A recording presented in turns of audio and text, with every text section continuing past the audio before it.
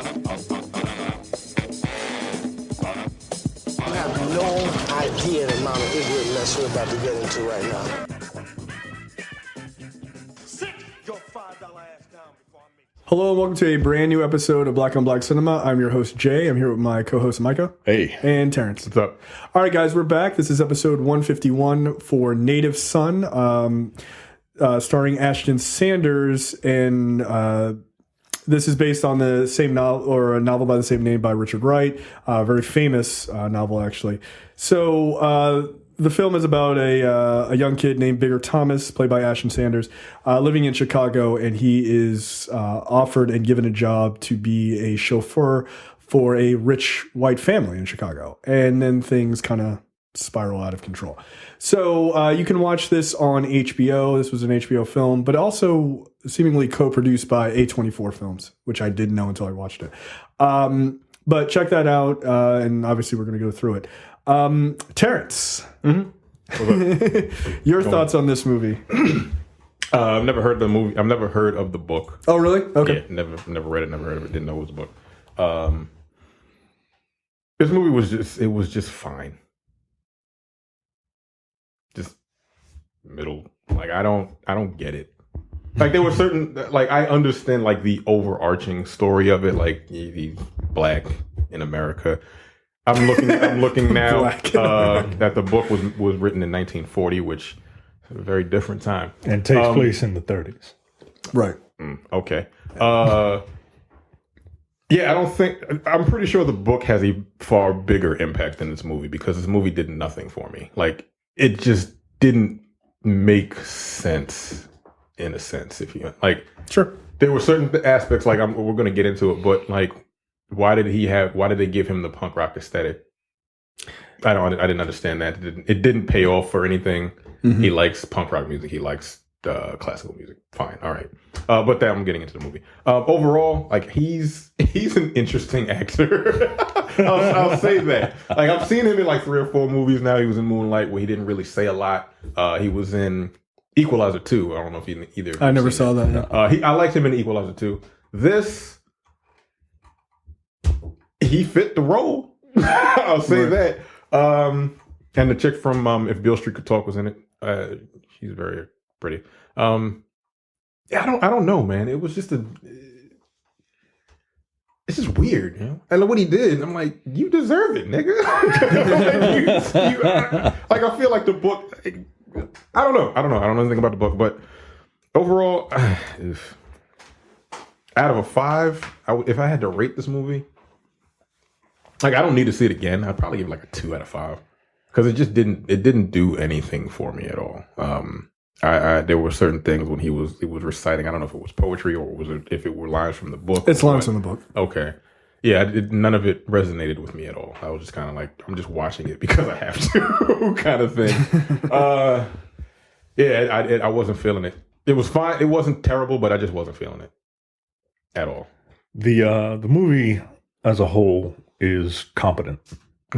Like it's shot, it's acted, it's competent. Yeah, like I said, it didn't do anything bad. My issue is so we had to read this book in school. Mm-hmm. This, and I always get this confused with Invisible Man by Ellison. I don't like this book. Oh, I don't. And I always get the two confused, and I prefer Invisible Man. This book I don't like because I can't stand Bigger as a character. And believe it or not, he is I don't know which Bigger is worse, the book Bigger or the movie Bigger. Because the book Bigger does some awful shit, but then continues to do awful shit. That is correct. Whereas this Bigger gets this close to doing what Book Bigger did, but stops just short of doing it. Oh, and yeah, and but on the one hand, like Book Bigger, he is a Book Bigger takes his story takes place in 1930, right? Where it is a very, very different time. Right, that's what I'm saying. Like this book was written in 1940. If it's the same type of situation, nigga, you dead. Whereas movie bigger, I don't. So part of me, it didn't make sense. Yo, the shit made me so. When he did what he did, I was like, yo, what the fuck, yo. Well, it doesn't make sense in this time, right? And that's the biggest problem with me with this movie, right? Because they do a thing of like, there are no cameras. There are no, like, they try to do this like, oh, Mr. Dalton's like, I'm a Luddite, right? Like, so they try to explain it away. Like, oh, I don't like technology. Yeah, and it's like, why would you have a coal burning furnace? It doesn't make sense. In 2019. Right. It doesn't make sense. It doesn't make sense. That is fundamentally bad for your health. Like, she would nag you until you got something better. Right. Like, come on, yo. Like, you can't just wave that shit off. Like, yeah, I'm super liberal and I'm, it's 2019, but, I'm still burning coal. What the fuck? Yeah, that fundamentally didn't make sense. That is my biggest problem with this movie is that updating it doesn't, it takes this story that's already, on shaky ground with me. And I'm not buying it. And I hate Bigger. I hate him. I hate him as a character. And I think, that was and look, like the whole point of it, right? The whole point of the book is that it leads to question whether or not this was Bigger or if Bigger is what he does and what he ends up doing is a result of being a product of his environment. Right. Exactly. This does not do that. No, it kind of it misses that fundamental. It misses the whole. That's the point of the book. Right. Like that's why the book is called Native Son. Right. And it just doesn't like. Yeah, this movie. It didn't like. This movie just wanted to get to the money shot, the murder, and then the book. Did aftermath? No, it didn't. No. Did it? We'll talk about it, but. I agree to disagree. I don't think it rushed to that at all. Well, and I wish it had. It didn't rush to it. It didn't rush to it. It wanted to get to it. It wanted to show the money shot, right? That's the money shot. That's the thing that people remember. That's one of the two things that people remember the most of this book is that murder and the rape at the end of it. And this, the murder. Therein lies the fundamental difference between the movie and the book. And the murder, look, murder is the end of the first act of the book. Right. The first act. Nigga, I was looking at this shit with the thing scrolling under it. There is literally a half hour left once the murder happens in the movie. Right, that's what I'm saying. I don't think they just rush through that shit. Yeah. I'm like, what the fuck? The whole point of the movie isn't the murder. The point of the movie is everything that comes after it. Yeah, it's the fallout. And they missed it. This already takes a terrible story and makes it worse. So that's a no for you. That's a no. That's a 1. If you need a number, that's a 1, yo. Like you can stay away from it. I really, and part of that is because I don't like this story. Part of it is because I can't stand the character, either iteration of him, and part of that is because he missed the movie missed the point of the book. Yeah. Okay. So for me. Mike and I went to the same school, so while he was probably pretending to read the book, I read the book. So I was a good student. It's I don't dislike Native Son. I actually enjoy the book quite a lot, but I enjoy it for what your point was, which is the fallout. Right, the fallout is a good societal look or a good questioning of society, sort of nature versus nurture kind of thing, right? And I get that. I too also live in the world in which Bigger Thomas is a fucking horrible character. I don't like that character because I'm like, nigga, if you could just stop fucking up, that would be great. But I get the point of the novel, and I actually think Invisible Man is a better book, and Black Boy by Richard Wright is a better book. Yeah. Those are far better books, in my opinion. But, whatever. I'm not here to tell you about Richard Wright. But you should read anything he's done, or Emerson's done. So the thing is, your points about them missing the overall fundamentals of the story are correct. I would agree with you. Upgrading it to a modern time hurts it because it requires too much weird explanation to get rid of these fundamentals to a society in the 1930s. Right. Like it just does. I thought Ashton Sanders was fine. I wasn't blown away by his portrayal, but I think it's more about how he's written. I think it just seems weird. To your point, Terrence, about like the punk rock aesthetic, I think it's just a different way of showing black people. I think that's literally all it is. I don't think it was, at least it didn't come off to me as making any sort of statement. Like, I think it was just like, why don't we just make bigger like punk rock? Okay.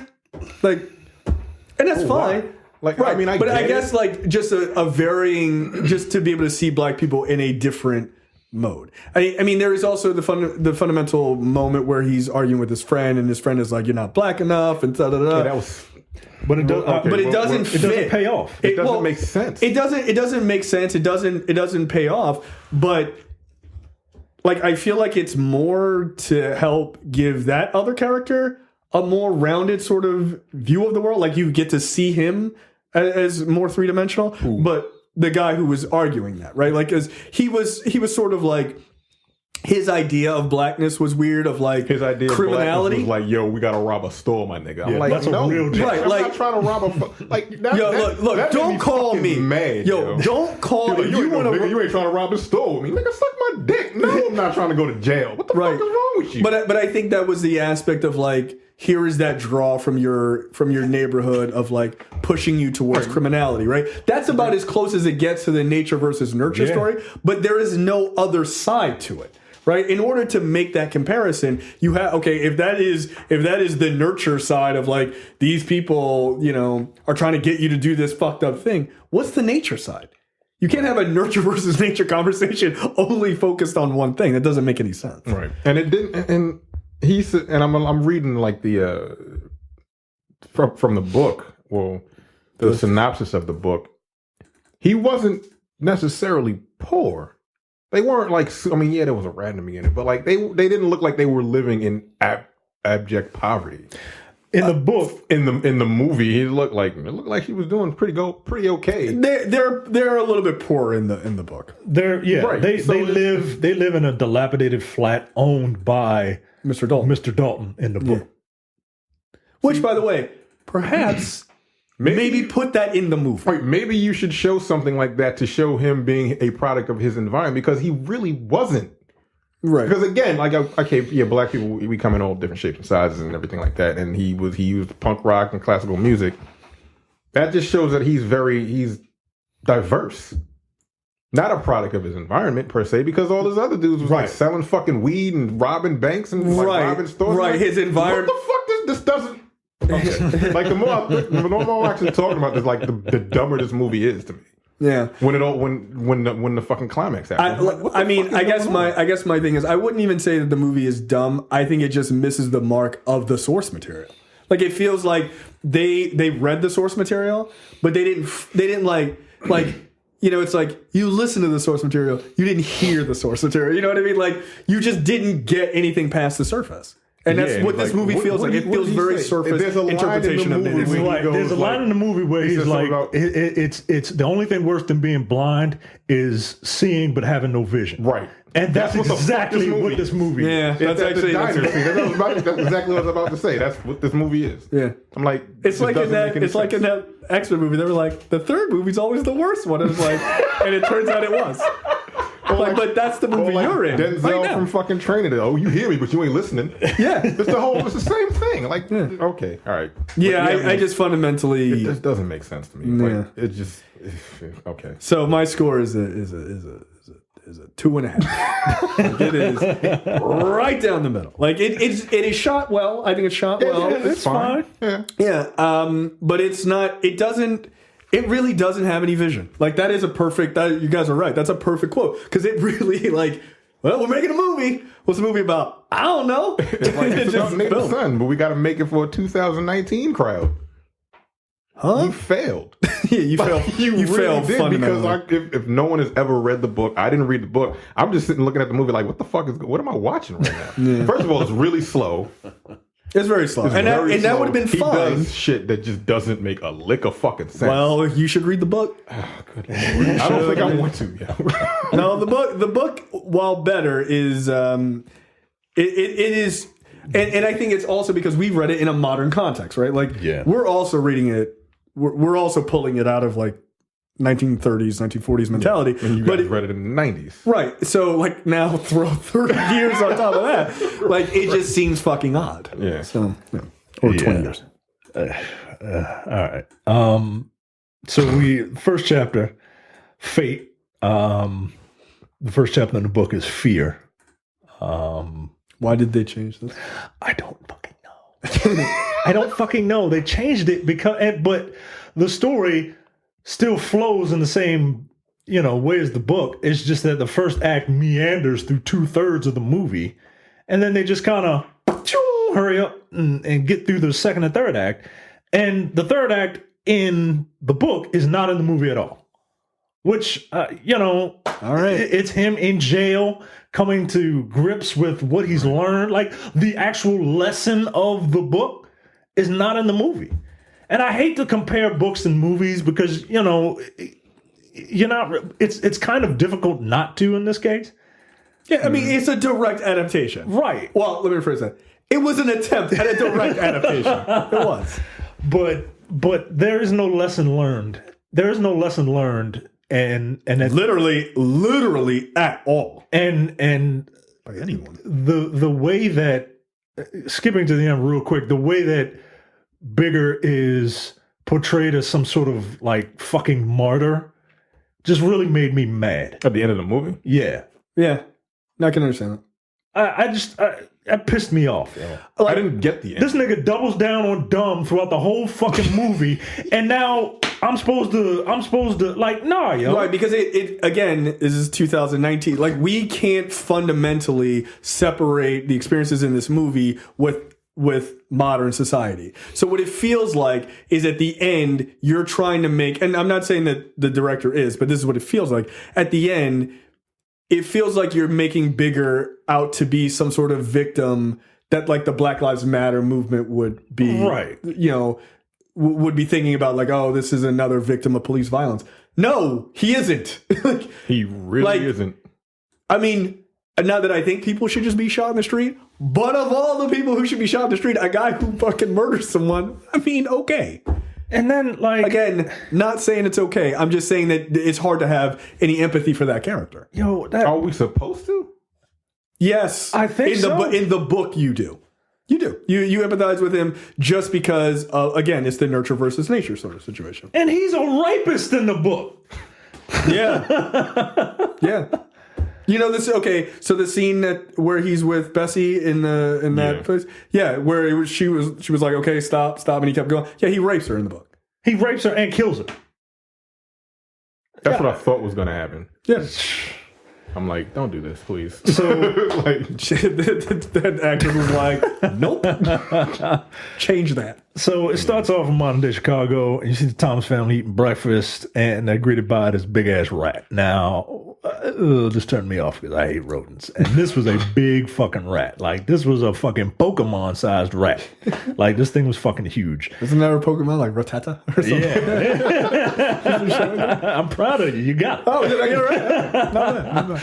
And the only Pokemon knowledge you will ever hear on this show. So Bigger kills it with a skillet. Look, okay, as a fundamental person who does not, I don't like uncleanliness, like it bothers me. I could be messy, like there could be clutter, but I don't like dirty shit. Like that bothers me. Now throw that skillet away. Throw that skillet away. Throw that shit right out there with that rat. They were like, hit it with the skillet. I was like so y'all just ain't gonna have a skillet today, right? Like y'all just gonna throw it out? Is that Big Mama skillet? Y'all just gonna fucking waste it like that? That shit is seasoned. Come on, yo. You better get a shoe or something. An old hat. I don't know. Figure it out. Don't use Big Mama. Gun. You put food in that thing, man. Right. Not anymore, you don't. No. Throw that skillet away. But I hit it with the bottom. I don't care. Soak that shit in some bleach. And then throw it away.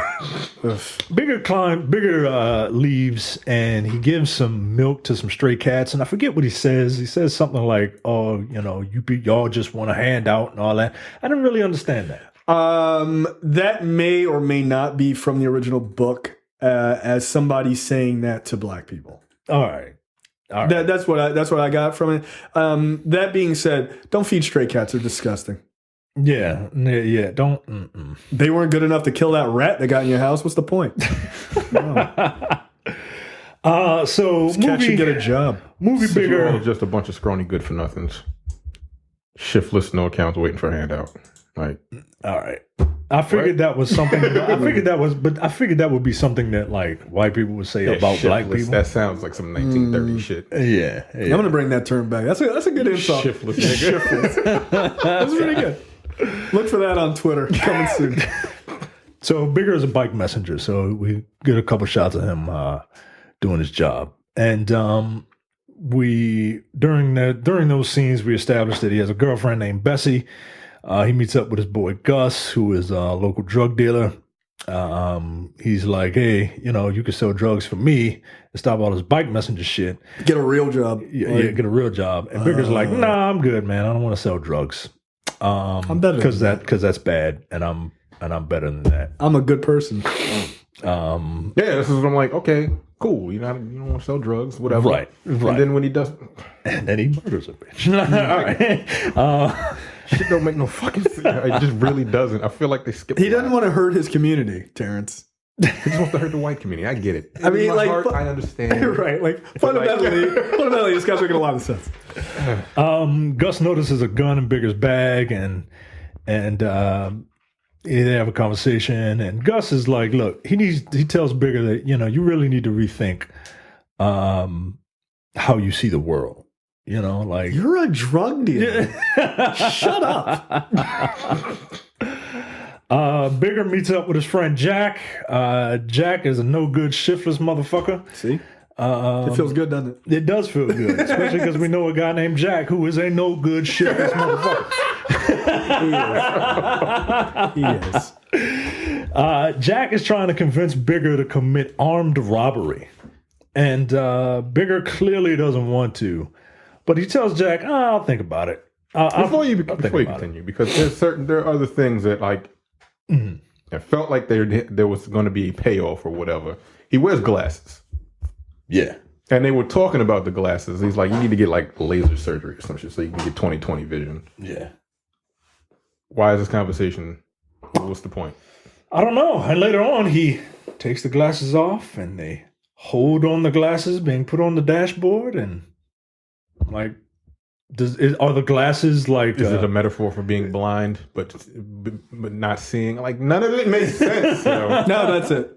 That's what it is. Yeah, because when he took his glasses off, he acts like a nigger. Yeah, because he beats dude up that keeps talking shit. Yeah. Did he have his glasses on during the murder? Nope. Yeah, no, he did. That's it. That's what it is. That's what it is. You being able to see but have no vision. That maybe murdering this white woman is not a good idea. So or maybe got, punching like, Clark Kent glasses. They go the other way, I guess. Yeah, right? when you take the glasses off, he becomes a fucking murderer.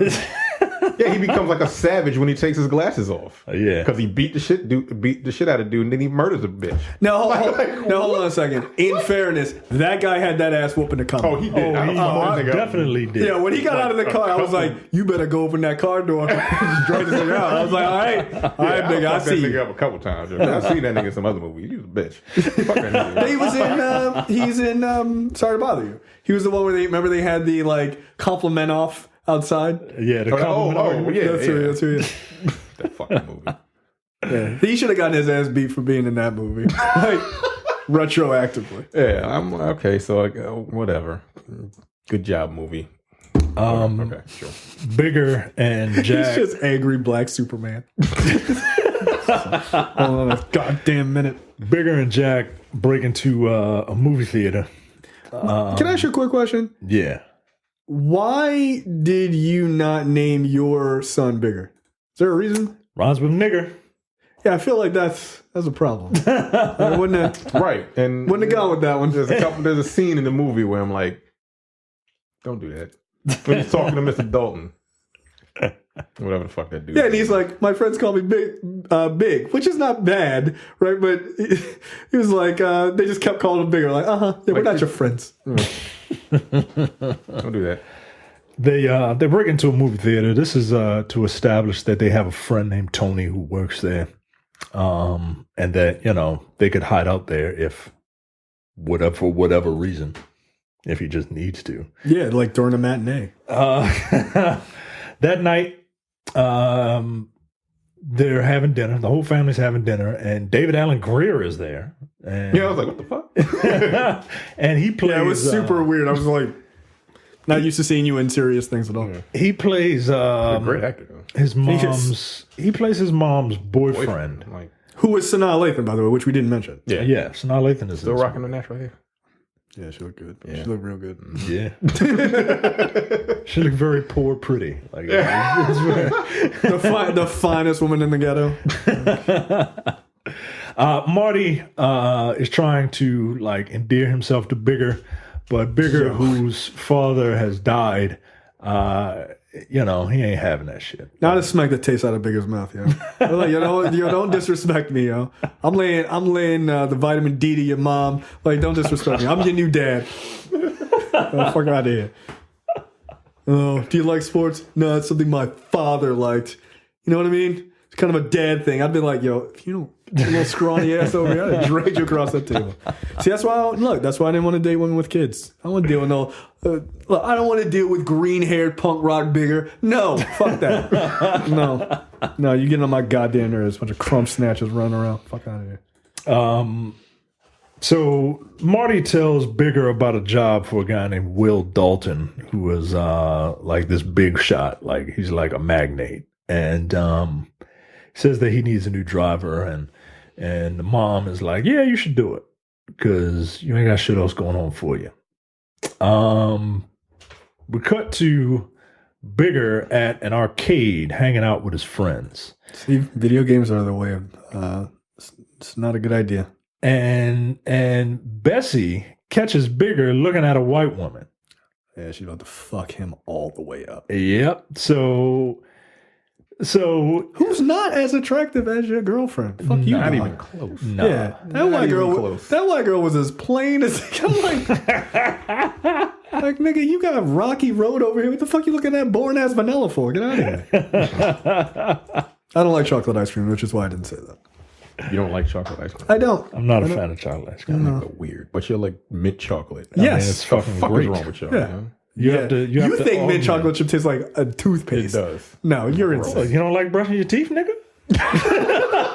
That's what you just said. Yeah, that's But I spit that shit out. That's a fair response. That's a fair response. I just fundamentally I hate nose piercings that are like this, where you septum look piercings? Oh, it looks like someone should just put a chain around it and just carry it around like a bull. I don't like it. She is very pretty. Yeah, she is. She should take that thing out. She looks fine. No, I don't. I don't like that. I just don't like that. Everything else, the rest of the And I think package, she's like 100%. super tall. Because what's his name is pretty. I think what's his name is She pretty is- tall. yeah, she is was tall. like taller than him. Yeah, Maybe she had was. heels on, but like, Because there's a scene where they're staying in the hallway. I was like, wow, she is significantly taller than him. yeah. And then he blows her back out in the bathroom. Yeah, he was just like, I'll make it up to you, and just fucks her in the bathroom. I mean, I get that. I think it's fundamentally hilarious that he blew her back out in the bathroom with Bill Clinton's picture, just staring at them. Like, a good job. Yeah, Bill Clinton approved. So after they get their rocks off in the fucking bathroom, Of a dirty bar. Jack is still trying to convince Bigger to do this robbery. And Jack uses middle school levels of reverse psychology to convince Bigger to do the robbery. He's basically like, I thought you was a real nigga. I guess you're not a real nigga. Otherwise, you would do this fucking robbery with me. Yeah, but that works on people, dude. It's I know. still That shit made me so mad. the simple Like, what kind of mindedness. dumbass logic is this? Yo? Like, it was all planned out. I got it all. Like, we're going to do it at 12 o'clock in the afternoon. Yeah, let's do a robbery. Robbery at high noon.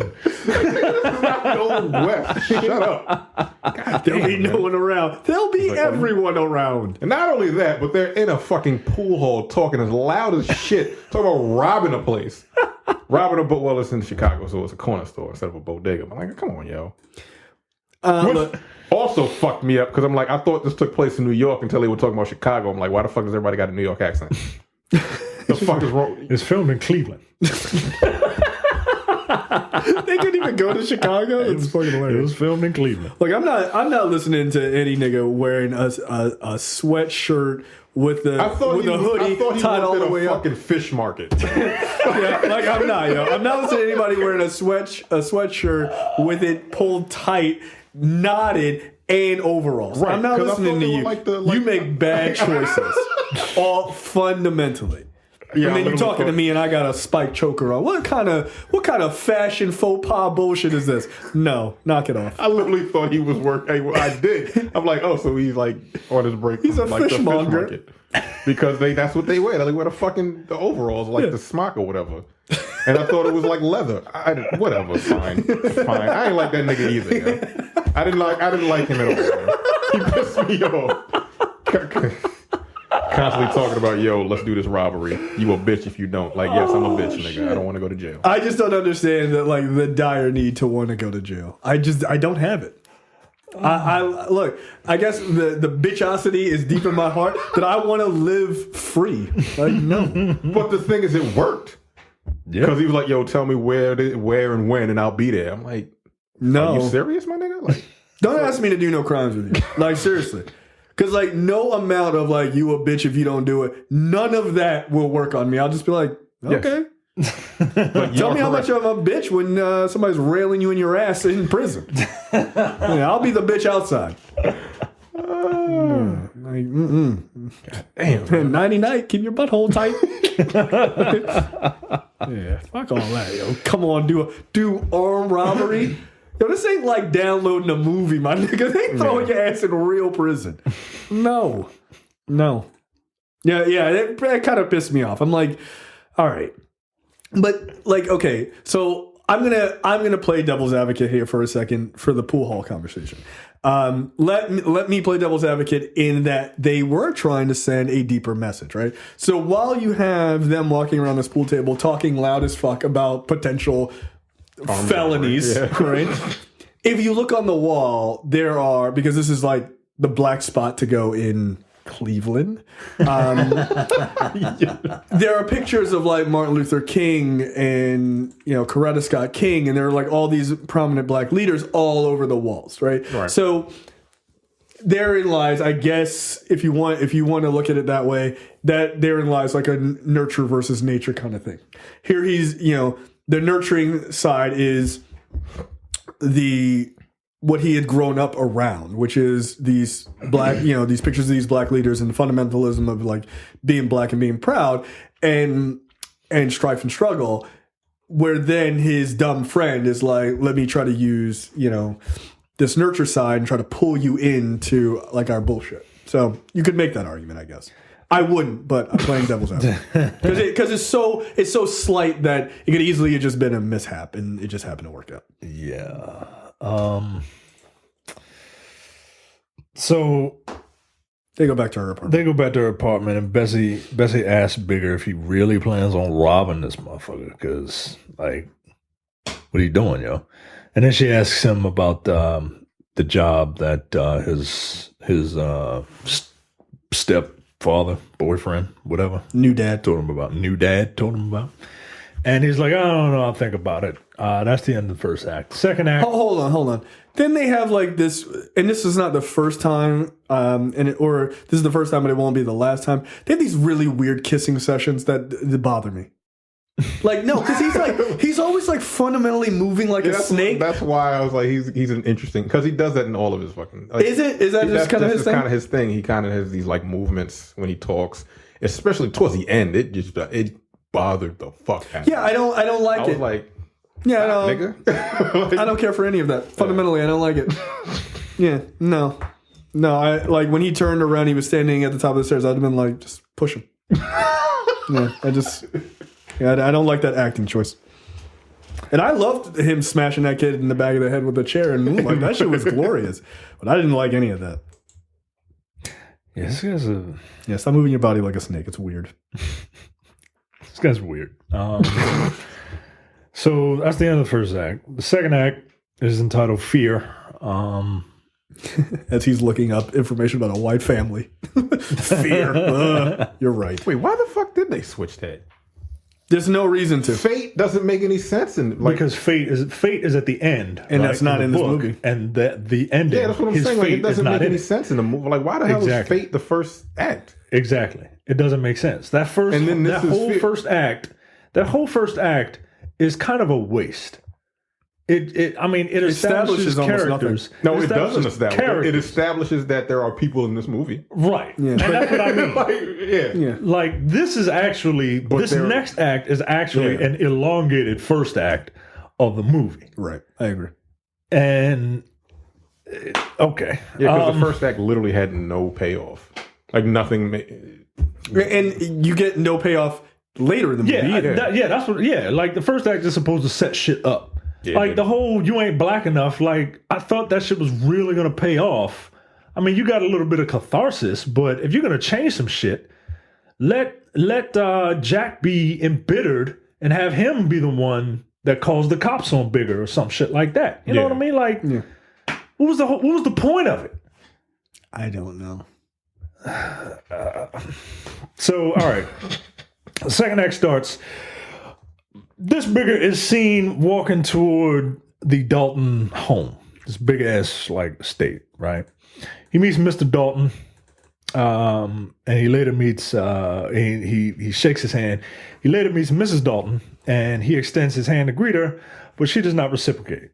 I forgot she was blind. I did too. I was like, yo, this white woman is a straight bitch. Yo. Like, I didn't know she was blind. So I'm like, what the fuck is her problem? Because she's like staring at him, and I'm like, why are you like, bitch, what is your fucking problem? Yo, I started getting mad. I'm like, yo, Bigger, like, maybe this isn't the white woman you killed. Yeah. Maybe it's the other one. I'm just saying. I was like, what the fuck is wrong with you? He was like, but then before he says, oh, she wasn't always blind, I'm like, yo, she's got it, because she was staring through him. I'm like, what the fuck is wrong with her? I was like, yo, this is a weird acting choice. I'm like, she's got to be blind or some shit like that, because this don't make no fucking sense. I was like, yo, this actress, I've seen her other shit. She is fucking this up. She is ruining this role. Oh, right. Like, the Braille thing. I'm smart. I forgot. So yeah, it turns out she's not rude. She just can't see. Still, it's a little rude. Then maybe lead with that. I'm blind. Hey, Mr. Dalton, how about you tell them that it's my blind ass wife. Right? Don't be freaked out. Yo. This is my blind wife, and she don't even have them cool like cloudy blind eyes. You know what I mean? Which apparently, if you listen to Eric grievances, is a thing that Mike is into. He's a sociopath. Don't listen to that episode because then you'll find out what mine is, and that's weird. Yeah, you fucking freaks. Look, there's some disabilities that are attractive. Yeah, man. Yeah. I don't know what to tell you. So real life stories. You should sign up for premium content. blackoblackcinema.com/premium. Mr. Dalton, I can't remember his first name. Dalton is Whitey. He does a cursory interview and tells Bigger that he'll have his, by the way. Henry. Yeah. He tells him that he'll have his own room at the Dalton house. He'll have all his meals there, and he'll make $1,000 a week. I don't understand any of this. Again, this is something that is not. It doesn't make sense in 2019. It's not of this time, right? Like, I'm not. No, why the fuck am I sleep? When do I get a weekend? Like, I'm just gonna live there, but do I get to go home at some point? Yeah, I didn't understand. I didn't get it. Yeah, it doesn't make sense. Yeah, it's not something that translates well when you it's like, right, you update can't mix these two time periods, because like then they talk about you got to take the back door to get to your room, and then they got a coal burning furnace. Shut the fuck up, yo. Come on, take a back staircase. Why? Yeah, right. It's like, 2019. I'm not a slave. I'm going out the front door like a grown ass man. Fuck you. I'm like, all right, yo. Also, are you going to a job interview with your hair dyed green and your high water ass suit? Yo, those were like flood water. That wasn't like. But so were the sleeves. Yeah, well. Is he planning on doing push-ups in puddles of shit? He's just like, I want to keep all my shit tight. I didn't understand that fashion. You're not really into punk rock? Not really. But here's the thing. I like some punk music, very, very little of it, but it's just not for me. But I don't like when movies, they're like, oh, we're going to give like a black character like a punk rock persona or something like that. That is whatever it is, it's out of step with what you would think they are. Mm. Especially when it comes to music, because they just pick the most generic of things. They're like, oh, he's into punk rock. He listens to the Bad Brains. Wow, really? That's one of the most stereotypical things you could have chosen, right? He likes classical music. Beethoven's Ninth. Like, all right, yo. All right, man. Jesus, what the fuck, yo? Maybe dig a little deeper, dude. A little deeper. Like, they're like, they just Googled, like, punk rock, black people. Bad Brains. Check it. I'm surprised he'd just be like, he likes rock. Fishbone. Oh, really? Right. Oh, all right. Jesus Christ. Come on, guys. He likes Beethoven's Ninth. Wow. Fuck off. Jesus Christ. So he tells him that he'll make $1,000 a week. I mean, that's not bad. That's not bad for being somebody's chauffeur. That ain't bad by today's standards, dude. $1,000 a week? Yeah. Shit, I'll take that. And room and board? Right. Right. You don't have to pay for anything. They got food, nigga. And the car is yours, essentially. Yeah, and you get benefits. And benefits. And I drive your daughter around and murder her for $1,000 a week, no problem.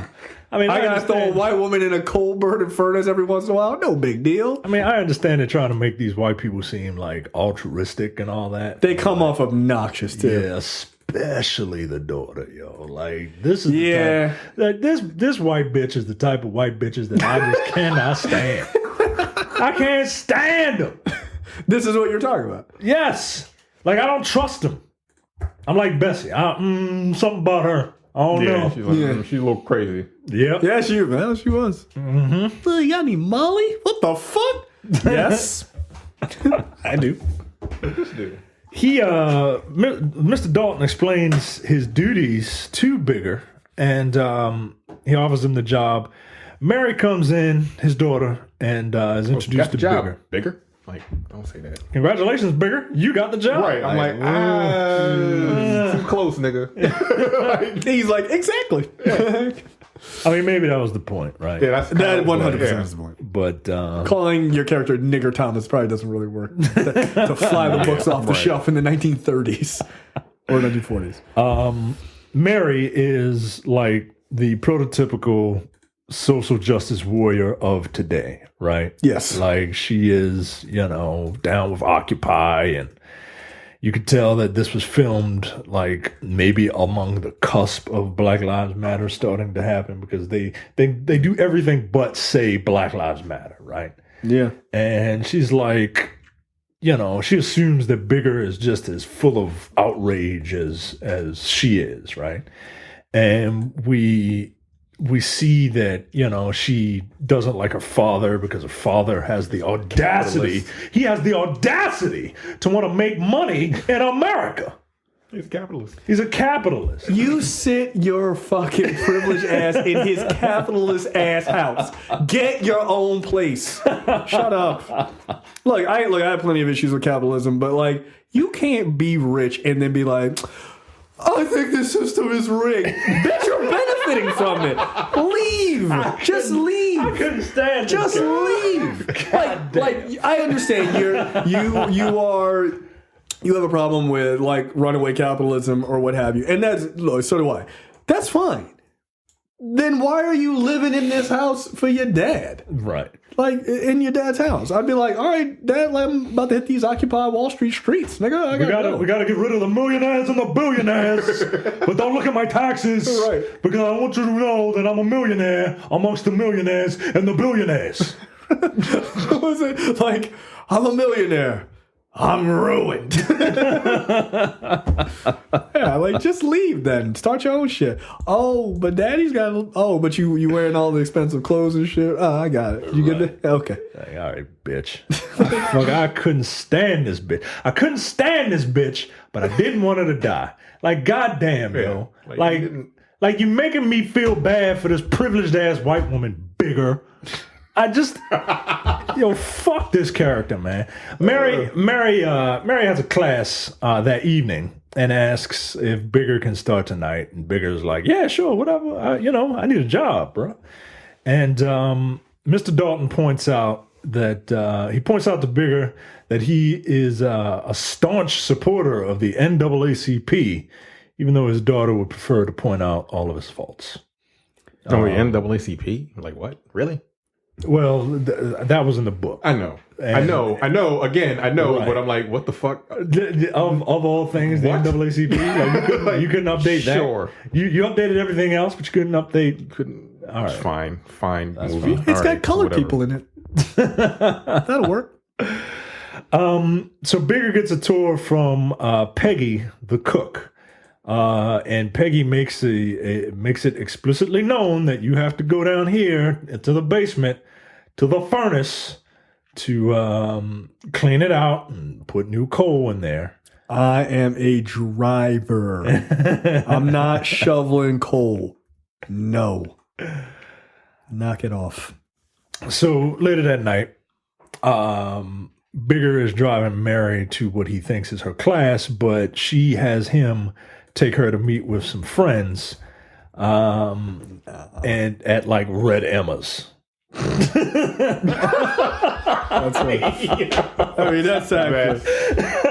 Pretty goddamn funny because I just looked at and apparently in the book her boyfriend was a communist. Yeah, he was. That's pretty So, fucking funny. for those of you who are outside of the Baltimore area, there's a communist socialist bookstore called Red Emma's, which we've all been to, right? Yes, I've been to It's actually a nice place. I haven't been to the new one though.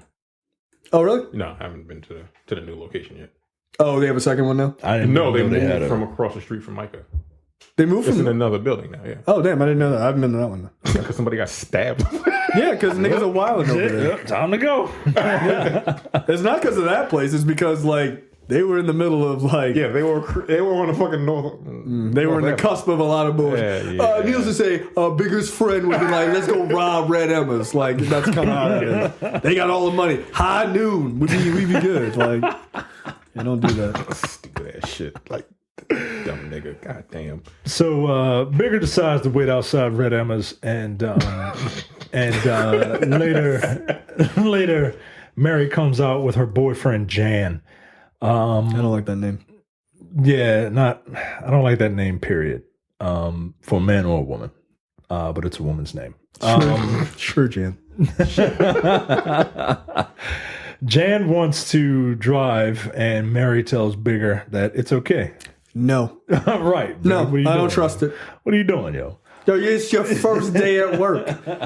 Like, what kind of shit is that? You get to work the first day, and they're like, "Don't let anyone drive this truck." And he's like, "Here are the keys." They're like, you mind if I drive? I'm like, get your ass in the back seat. First of all, I would have drove her ass here. Fuck that. No. Right. And this is the thing. Nah, you would have. You would have. This is the thing about Yeah, because you'd be like, "Yo, how much have we?" It's 1,000, but like, I don't trust this bitch. right. And this is the thing I about don't trust none of them. Give me my money though. about updating this movie to a contemporary time. Like in the 30s, I could see Bigger being intimidated, right? Yeah. And it would make sense that he would do something like that. Right, we'll lie on you, nigga. Get you killed. Right. Now, nigga, what? No. Bigger what? I believe is. Let me drive. No. Bigger. Like, you mind if I movie drive? Bigger. I absolutely do mind if you drive. Get your white ass in the back seat, nigga. Right. Like that. He'd be like, "Damn, your chauffeur is not that nice." I'm like, Movie Bigger should have enough agency to be like, nah, yo. Especially because up to this point, he has proven that he will be the guy that's just like, no, I'm going to do what I'm supposed to do. yeah. Right, Yeah. right. That's It does fundamentally push back against who we've known him to be, and that's Right. because again, it's being adapted from what would. I don't mean to use this term lightly, but it's because of society in the 30s and 40s, a more servile way in which black people were forced to act. Not that they wanted to, but they were because I know people will take me saying servile as like that's how we wanted to act. No, but we were forced to protect ourselves. And we were still in Jim Crow. Right. Like, So come on, like yeah. right. Like I don't want to be hung. So like it doesn't really, like you said, it doesn't fundamentally make sense that he would be servile in 2019. Or I guess this maybe is in the 1990s, since they had a picture of Bill Clinton up. This is not the 90s. That SUV was not the 90s. Oh, that's true. That's true. This was clearly in 2019. Okay, so in 2019, I'm not just letting some teenage white kid tell me what to do. Go fuck yourself. They talk about they drop like Occupy and shit. Yeah, that's true. That's true. Yeah, that's all in 2000s. So it just doesn't add up. No. I think you're right though. I think your initial comment is correct. Fundamentally, taking it out of the 1930s or 40s breaks this movie. Yeah, it does. So Bigger gets in the back, and Jan and Mary turn to Bigger, and they do this thing that white people do that I just cannot fucking stand. One of the myriad things, and it's like, so Bigger, how about you tell us where we can get some real food? Yeah, you know? they linger on that point too. Yeah. I'm like, yo, What the fuck does that mean? I want to fucking punch you in your goddamn face. The fuck you mean real food? Yeah, I would have been like, oh, okay. Oh, food that you guys would like. And I'd drive their ass right to a Chick-fil-A. This is what you people eat. You know the chicken's made with pickles, right? Just pickle juice, guys. It's not that special. Yeah, no, I was just like, where do white people eat? I'd be like, there's a froyo place right around the corner. Right. Sorry. I don't think I want to go to B&G's. Like, wow, it'll be fun. I'm like, no. This entire scene pissed me off. It really did, man. Like, I just fucking white people treating black people like an exhibit that they're going to see. You know what I mean? Like, yeah. Well, I meant once they get to B&G's, this entire like non-human dialogue just really bothered me. Like, people don't talk like this. They just don't. So they get there, right? And when they get there, Bessie sees the three of them, and she is immediately suspicious. And she's like, I thought Bigger had a job. Like, what are you doing hanging around them white people? Right. But then she like weirdly gets upset with him as if like he's fucking the girl. And her friend is like, slow down. Yeah, I'm sure he appears to be with them, not with her, right? Which, okay, that's fine. But then she comes up to them and she's like, yeah, my nigga, what are you doing here? And he's like, oh yeah, this is this is so and so and the dude. And she gets mad and like kind of walks away. And I'm like, one, humans don't interact like that. She would have come up and been like, the fuck are you doing here? He'd be like, I'm driving. Right. I have to drive her. Like, I have to drive with them. Right. Question answer. Like, right. He didn't say anything. He was just like, and then he was just like, like, what like, yo, nigga, just say you working, my nigga. Like, I didn't understand. Say, I'm like, what? Yeah, he was just like, they could have like, yeah, he's driving us around. That's it. I just didn't understand that. Like, I don't like when movies do that. Like, there are better ways to build tension and to build sort of adversarial moments than to just destroy how people talk to each other as human beings. Yeah. She could have come over and been like, I thought you're working. Oh, I am working. I'm driving. He's like, I am. And then he's like, hi, I'm Jan. Like, he could have been like, nah, he's driving us around. We asked him to drive here. Right. The end. Right. And she'd be like, oh, okay. Like, you could have had her, I mean, since you're changing so much of the story, you could have had Bessie just not believe him. Yeah. And he would have been like, here's the explanation. She'd be like, nah, you out here wilding with these white people. I saw you looking at that white girl the other day. Then that at least would have made sense in the context of the story. It doesn't make sense for her to be like, are you at work? And he's like, move your body like a snake, ma. And then he was just like, and then she just walked away. Like, what the fuck, dude? Like, I didn't understand it. I don't like... Fundamentally, I don't like when movies do that. Jan offers Bigger a drink to kind of take the edge off. Yeah. Married vodka, by the way. Okay. No. Do black people not drink vodka? I don't. Look, I live by the Ron Swanson viewpoint. Vodka is for white women on diets. I drink real alcohol. No, I don't drink vodka. I felt like they picked vodka because he was a communist in the book. Which would make sense. Yeah, that would make sense. It's made from potatoes. Oh, very good. Mary tells Bigger that she and Jan are engaged, but his dad doesn't know because her dad doesn't know because he don't like him. Later that evening, Bigger tells Mary and Jan about his dad and how he loved them, and he just up and died one day. And Mary laments about living in her privileged bubble. Like, oh, sometimes I just wish that I could just like live how you people live. Like, all right, no, you don't. No, you don't, bitch. No, you don't. No, you don't. It's all sunny and rainbows, bitch. I had to kill a rat with a skillet this morning. This is what you want? Right. You want this Yeah, life? Dad was an accountant Yeah. before he died. He said he died 6 years ago.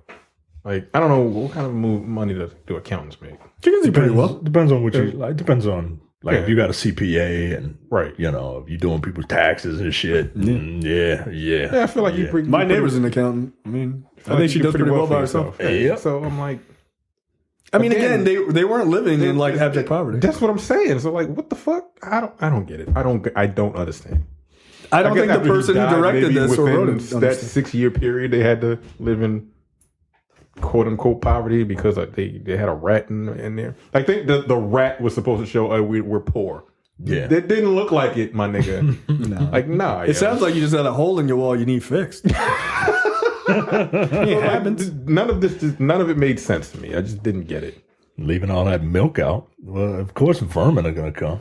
Yeah. Cats ain't going to drink all that shit. I mean, fair enough. I think Bigger is really the problem with a lot of things that happen in this movie. He's the reason why they had rats.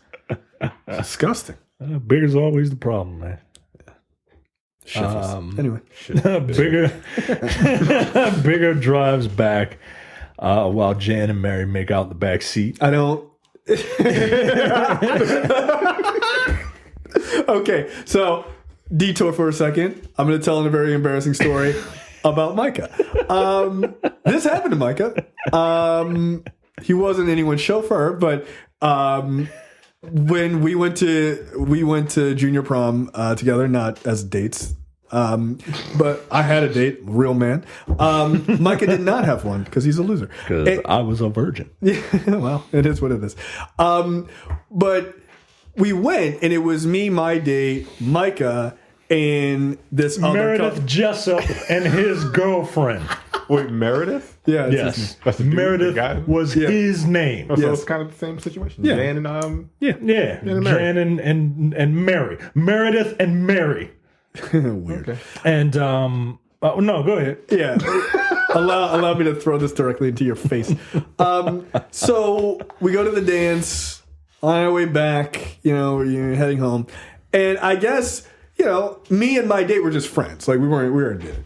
Because again, I was a loser. And, but, sort of like me and my date and Micah were all kind of like hanging out and having a good time, right? And we're in the back of the limo. And then this other couple is there. Now they were dating.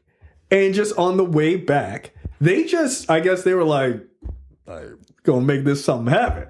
They just hardcore start fucking making out just like this. But Micah is sitting next to them in the side of the limo where me and my date are on the other side. Yep. So we are looking, like trying not to laugh, looking at Micah just fucking horrified as these two people are trying to eat each other's faces off. It was hilarious. They're trying to eat each other's faces off. These two assholes are sitting there looking at me like, what the fuck? And I'm looking at them like, what the fuck is happening? Meanwhile, Terrence, okay, this guy was in charge of getting a limo, right? And I think we all split the limo, but he was in charge of getting the limo. Yes. This limo was a piece of shit. Yeah, it was. It was a piece of shit, and every time they made a right turn in the limo, a drawer would come out, bam, and hit me in the knee. So they're making out. I'm getting closer and closer to the door because I don't want to get just sucked into this. Right? I don't want this to be my first sexual experience. It is sucked into an ugly three-way and then ugly devil's threesome, right? And meanwhile, I'm moving closer to the door, but every right turn, my knee, bam, is getting hit with a goddamn drawer. This shit was just fucking the worst. I had a great time. It was fun. I'm like, yo, my nigga, can you wait?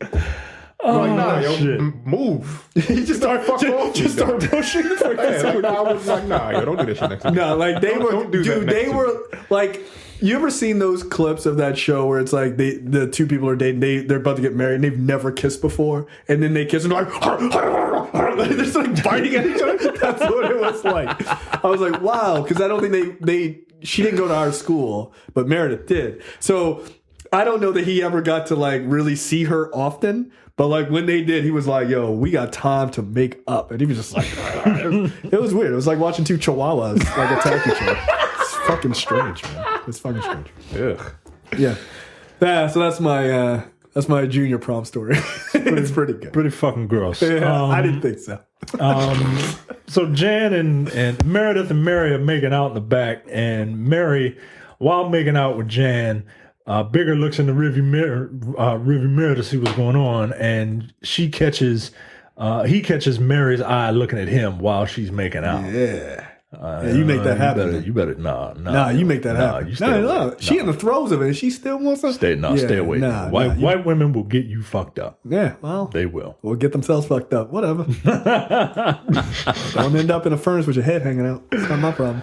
When they get home, Mary is clearly drunk from all the vodka, all the communist vodka, and from all the communist vodka. And Mary asks Bigger for help upstairs, and I'm like, oh, so this is it, right? Oh, like, about to straight murder you, right? Like this is like he sees this, he is tempted by white women, as most black people are for some strange reason. Yeah, you just want to see what the contrast is, right? And I thought this was going to Black Ron. I want to find out what's going on.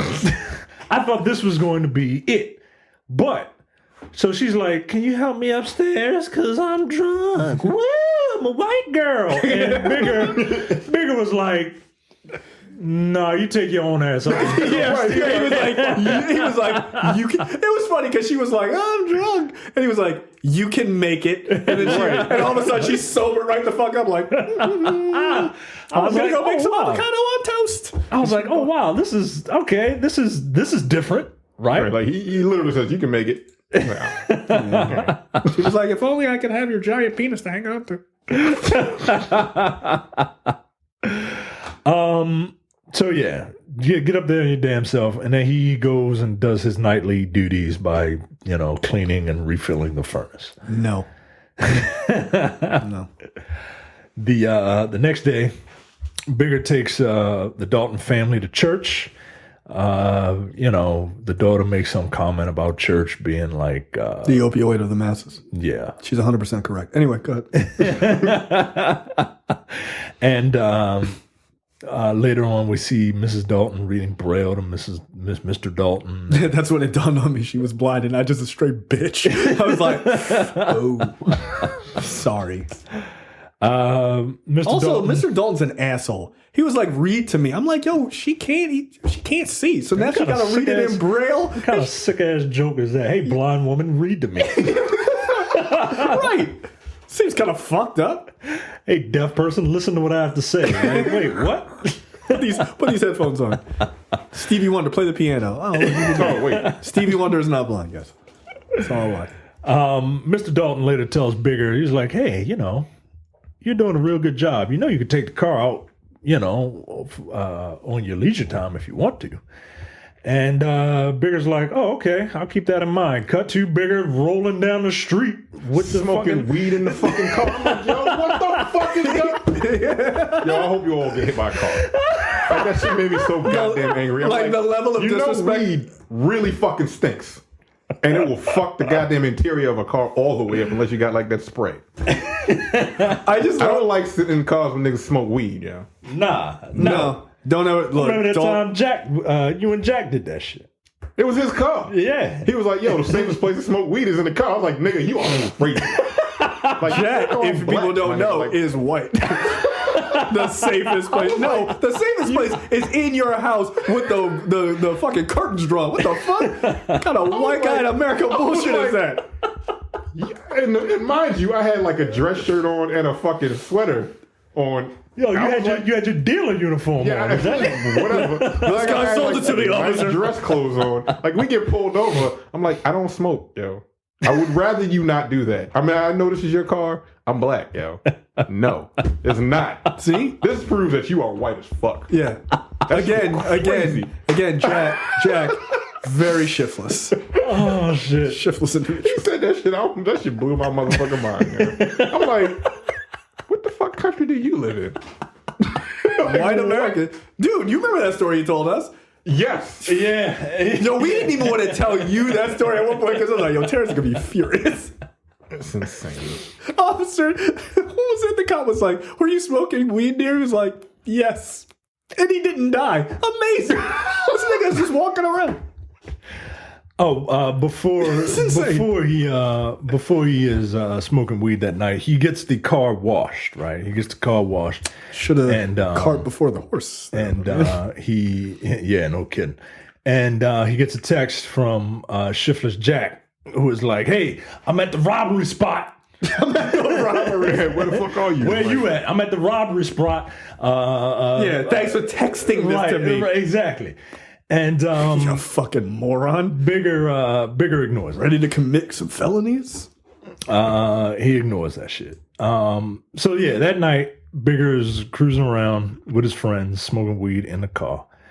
And Jack starts berating Bigger for not showing up at the robbery. He's like, I ain't robbed the place because you ain't show up, bitch. Right. Questioning his blackness. And nah, yo, you don't fucking do that shit, man.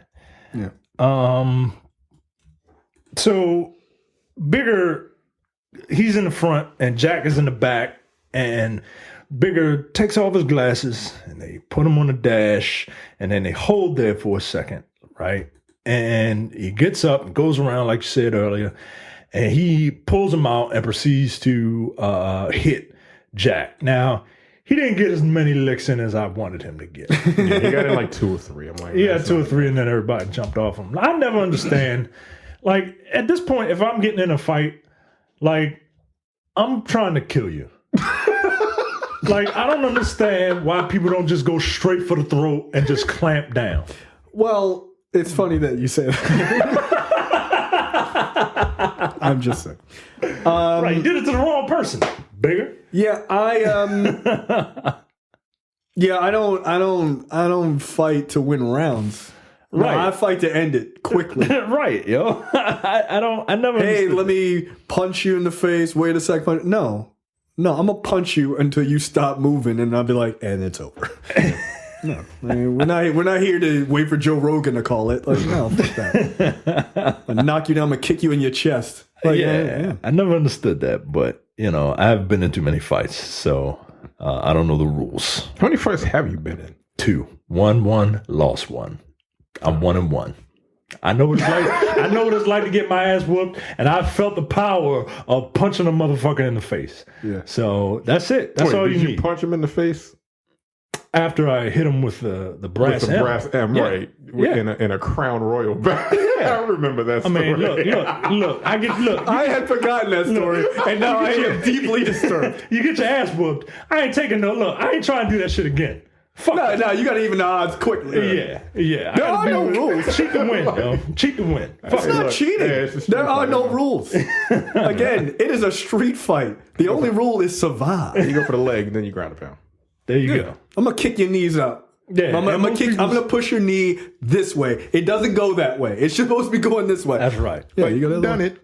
Oh, my knee! It works. Crack. Trust me. 100% of the Yeah, time. it's just- Nobody. I don't care how strong you are. Nobody's knee can take the force of a front kick. It can't. Fundamentally, that is not how human bodies work. Right. I ain't trying to score points, yo. No, yeah, did you see? Mine got 10 points.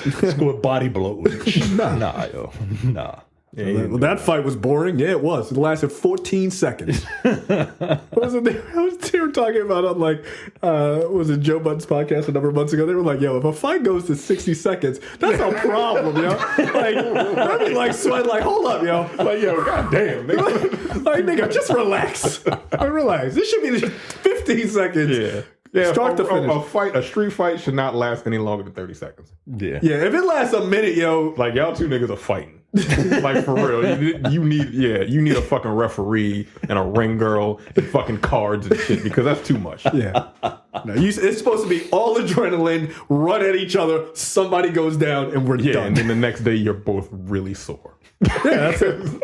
Damn, I should have got some more Advil. Because technically, the only thing that's keeping you from like crying, getting punched in the face, is your adrenaline. Because that shit fucking hurts. Yeah. It hurts really bad. Yeah, and especially when they get hit. Yeah, and no, look, you can't get into a fight and start crying. Like, you can't. Like, you can't. I don't care how bad you're getting beat. You can't. And that's not a man thing. Like, literally, that's the only thing keeping you. Yeah, your body's just like, we can't do this. Yeah, it's like your body's like, no, we can't make you no bitch in this fight right now. We'll do it after the fact, after you either won or lost. You just go home. It's gonna like, God damn, my ribs hurt like a bitch. Yeah. You go home, you just start crying. Eyes all fucking swollen. Yeah, lip is bleeding, but you ain't feel all that when you was fucking slugging it out.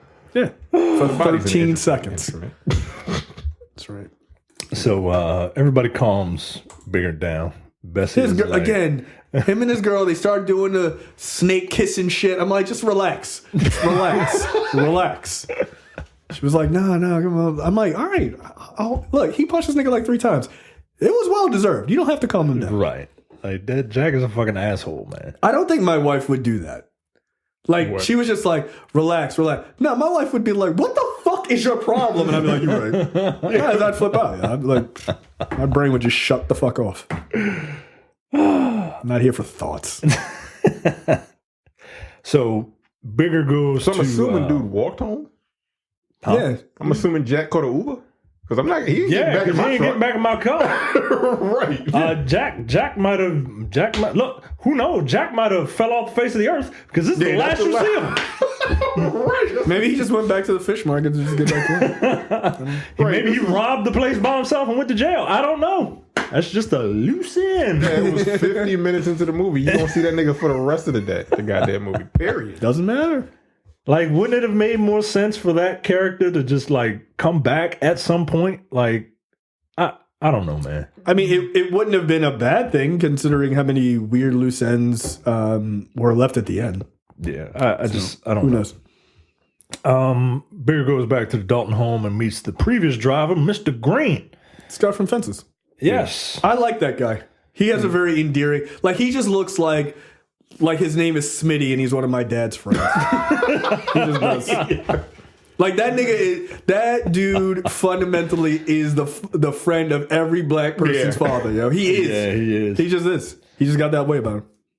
Mr. Green gives some advice to Bigger. He says basically to take advantage of this chance that has been given to him by Mr. Dalton. Stephen Henderson is his name, by the way. Stephen Henderson. Yeah, he says basically take advantage of this. You know, the white man has given you an opportunity and you must now seize it. That's how I read it anyway. I mean, probably what it was in the book. What was this even in the book? I don't remember. I can't remember. I don't remember details. I just remember like a lot of big shit. Yeah. Like the murder and rape. Yeah, those are kind of fundamentals to the story. And Jesus. So we cut to Bigger and Bessie chilling on the beach, watching Mary and Jan do white people shit on the beach. Yeah, they were on a beach. That's about as white as it gets. Where was Jan playing acoustic guitar next to a fire? I don't know why everyone is on the beach in full clothing, like full double shirts and long sleeves. Well, I guess, yeah. I've never been to Chicago, so yeah, man. My wife is like, "Oh, I would love to go to Chicago with you in July." Oh yeah, I ain't going to Chicago in the wintertime. Fuck out of here. I don't need that experience. Yeah, she was like, "I don't. We can't go past August." No, I don't trust it. No, but Michael Jordan's there. I don't care. Is it hot? Cool. I'll go then. Bessie tells Bigger that she ain't really feeling Mary. She seems kind of crazy. I never got the idea that she's crazy. She's just a white girl. Annoying. She is a privileged white woman who thinks that she's woke, but she's not. Right. Yeah, that's all it is. Jan asks Bigger if Gus has anything stronger than weed. Fuck right off. Just fuck off. Can you get me something stronger than weed? How about a punch in the dick? Strong as fuck. Mary invites Bessie and Bigger to the symphony. Well, before you continue, she asks him, where do you summer? Yeah. Where do you going to summer? What are you doing for the summer? Where are you summering? Where are you summering? And Jen is like, not everyone goes on vacation. He's like, the same place I winter at. He's like, and then Jen's like, not everybody goes on a summer vacation. And then he's like, well, I didn't want to assume. I'm like, shut up. Because that's worse, right? Yeah, I'm like, just calm down. Just calm down. I mean, here's the thing. You know you're rich as fuck when you refer to winter and summer as verbs. Where do you summer? What? like, I don't even know what that means. I'm like, what are you talking about? What about summer? I don't know. Talking about summer's eve, nigga? Like, what? Like, I don't know what you're talking about. But fundamentally, not a verb. No. Shit. Summer's eve. Yeah, it was very strange. But I'm like, is that supposed to make me sympathize, or does it like? No, I think it's trying to show the hypocrisy of her, like that. Yeah, she's all Occupy Wall Street and all that. She's still a rich kid. Yeah.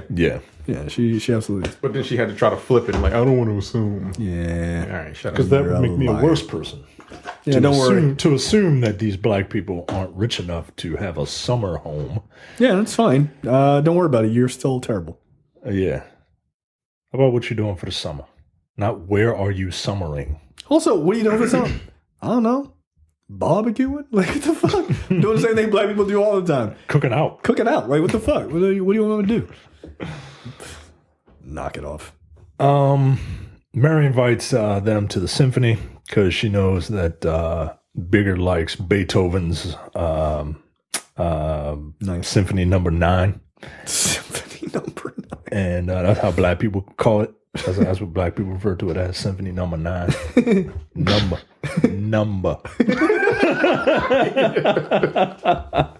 2 Corinthians. And yeah, they just continue to just be awkwardly white. And so white. but they all go to the symphony. And the maitre d' hesitates to give Bigger the pamphlet because he doesn't think he's supposed to be in there, but then he does after a few seconds. So they go to the opera. Fine. And they go to the opera, or symphony, excuse me. Yeah, they go to the symphony, and it's such a cliche to, oh well, this black person is cultured because they listen to classical music. Like, I don't know. I like classical music just fine, right? But it doesn't mean that I'm not black enough. Like every time I see that, that's I would agree with that. Yeah, it just rubs me the wrong way. Well, again, in 2019, in 1935, right? In 1935, a young black man being into Mozart's Number 9 is odd, right? Or unusual. I shouldn't say odd. It is unusual. But in 2019, like it's really not. A black kid who likes classical music isn't that unusual. Right. A black kid who likes punk music isn't that unusual. Bitch, we go places. Like we can go places and see things and hear things. Right. So again, if you're going to do this movie in the modern age, don't change up the fundamentals of the story. Change these ancillary things that don't really make sense. Right. Yeah. So okay. We cut to a party that Jan is throwing. Bigger gives Mary and Jan some Molly. Why do they call it Molly? I don't know, Jan. Right. I'm not a drug user. Bigger's upstairs with Bessie, who tells him that she's got to roll out. And he doesn't want her to go, but she's like, "Look, you got this. I gotta go work at the hairdresser tomorrow." Bigger goes downstairs and he sees Mary making out with some rando. Jan punches the guy. He's like, "What the fuck are you doing?" And Mary's like, No, Jan, it's cool. It's cool that I'm making out with this guy that's not you. It's totally cool. And he's like, what "Bitch, what?" How does that make sense? No, I would have been like, come here a second. F5. Boom. No, well, the thing is, because she's on Molly, it's like, it's considered like the love drug. Everybody wants to just like, you want to touch people, you want to kiss people, you want to fuck people a lot. Like, it's just a fundamental of the drug. And Jan, that's why if you're with somebody and you're both doing Molly, stick together. And then just go and bang each other's brains out in front of a picture of Bill Clinton in a dirty bathroom. Makes sense. Jan pushes Molly, Mary. He's like, bitch, what the fuck you mean it's okay? Bam! Yeah. And he was like, you know what? Fuck this. Bigger, can you get her home? Like, I don't want to be violent to her. That would be wrong. I'm on drugs. Bigger, take care of her. And Bigger was like, choke her ass out. And by the way, I'm sober. Actually, I think Bigger is on Molly as well. I think they all took it. Yeah, I think they all took it. Yeah, the black people act totally reasonable. Yeah, that's why they're sitting in the hallway just like loving on each other. And this white woman is just wilding. I mean, in fairness, on Molly, her response is more accurate. It actually is. Well, she's probably not used to it, whereas Bigger probably is, right? Maybe. I think that's offensive that you assume that, but I don't want to assume. That's even more offensive. That's more offensive. Mary is feeling weird because of the drugs. He gets her home, and Bigger takes he takes a look out the window because he hears something, and he sees Mary doing naked cartwheels outside of her house. So he rushes back downstairs to help her to get her back up. Mary tells Bigger that she loves him, and he whispers that she's super high and that she really needs to chill. She lays down on the bed. Keep in mind, she's in her undies, and she wants him to lay down with her.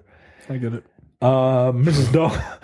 Dalton calls out for Mary because she hears something, because much like Daredevil, all blind people have heightened senses of hearing. She's like, something's wrong. And they're just trying to find her way to the bedroom, right? Through the noise and shit. The echolocation. Yeah. That might be one of the most ignorant ass things you've ever said. That's fucking funny, man. Shout out to any of our blind listeners, because we don't know if they're blind listeners. We're just fucking. I'm just having fun, man. But like the way it's played, I mean, she literally is just like Marco. Hold on, like all right, it goes. So Mary is Mrs. Dalton is getting closer and closer, and Bigger tries to keep Mary quiet by putting his hand over her mouth, but she continues to struggle. So Bigger, in his wisdom, the genius that is this nigga, is he's like, oh, okay, I know what'll get her to shut up. Let me put a pillow in front of her face. And he puts a pillow in front of her face because his hand apparently is not, good enough. And he puts the pillow over her face while looking back to make sure to see if Mrs. Dalton is coming. Meanwhile, Mary is struggling like crazy, right? And she's clawing at him and shit. And then all of a sudden, you don't have to hold it that tight. Right. Like you could have just been like.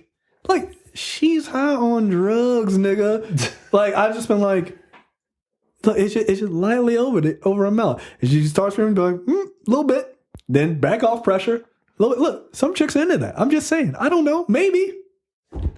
No. Nah, no, I wouldn't have done none of that shit. Not put a pillow over somebody. No. I'd have just got caught, yo. I'd have just got caught. I would have been in the hall trying to juke the fucking blind mom. Like, you can't hear me. Right. God, right? I'm just in the fucking corner. Right. I'm gonna be like Drax. Right. It's like just standing crystal still. Slowly eating a chip. Oh, hi, Bigger. God damn it. Just walk up. And like again, isn't it true that like if you lose one sense, like some of your others, is it true? I don't know. I mean, you kind of they kind of get a little because comic books. I'm going with it. Because comic books. I'm going with it. I have no idea if I'm that's going true. with it. Her fucking sense of hearing is better. Like I feel like she would probably hear her struggling.